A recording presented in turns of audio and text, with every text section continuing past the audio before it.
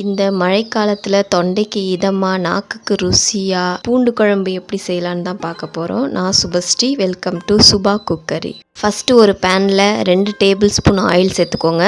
1 teaspoon ஜீரகம், அரை teaspoon கடுகு, அரை டீஸ்பூன் மிளகு, அரை டீஸ்பூன் வெந்தயம், இது எல்லாத்தையும் சேர்த்து நல்லா வறுத்துக்கோங்க.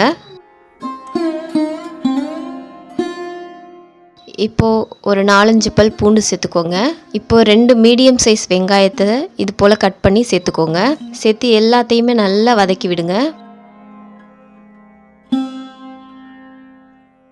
இப்போ எல்லாம் நல்லா வதங்கினதுக்கப்புறம் ஒரு கொத்து கருவேப்பிலை சேர்த்துக்கோங்க. சேர்த்து நல்லா வதக்கி விடுங்க. இது வதங்கி முடித்த உடனே இதை நம்ம ஒரு ஓரமாக எடுத்து வச்சிடலாம். நல்லா ஆறட்டும். ஆறுனதுக்கப்புறம் ஒரு மிக்சி ஜாரில் சேர்த்துக்கோங்க.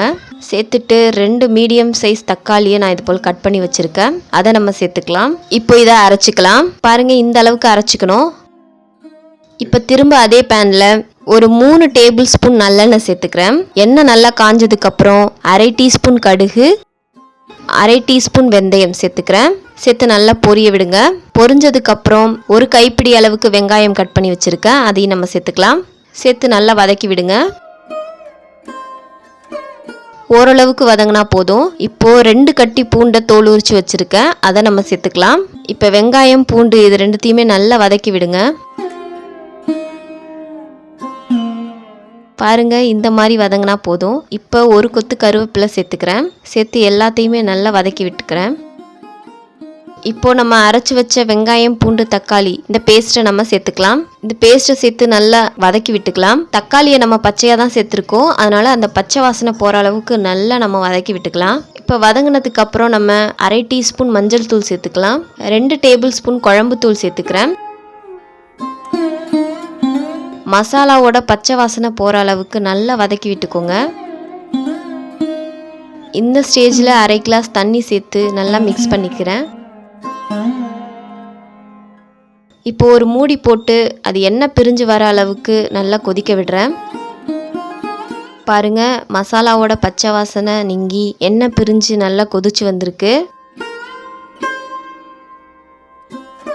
ஒரு பெரிய நெல்லிக்காய் சைஸ் புளியை எடுத்து 2 கிளாஸ் தண்ணியில் ஊற வச்சுருந்தேன். அந்த தண்ணியை நான் இப்போ வடிகட்டி சேர்த்துக்கிறேன்.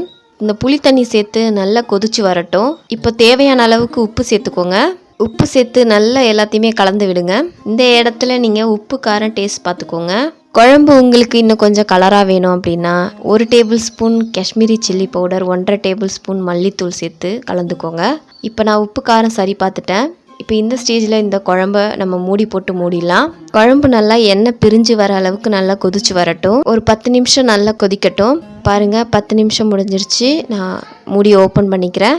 குழம்பு நல்லா எண்ணெய் பிரிஞ்சு நல்லா கொதிச்சு வந்திருக்கு. இந்த ஸ்டேஜில் நம்ம ஒரு ஸ்பூன் வெல்லம் சேர்த்து கிளறி விட்டு நான் ஸ்டவ் ஆஃப் பண்ணிக்கிறேன். அவ்வளோதான், நமக்கு சுவையான பூண்டு குழம்பு ரெடி ஆயிடுச்சு. பாருங்கள், பூண்டு குழம்பு எவ்வளோ அருமையாக ரெடி ஆயிடுச்சுன்னு பாருங்கள்.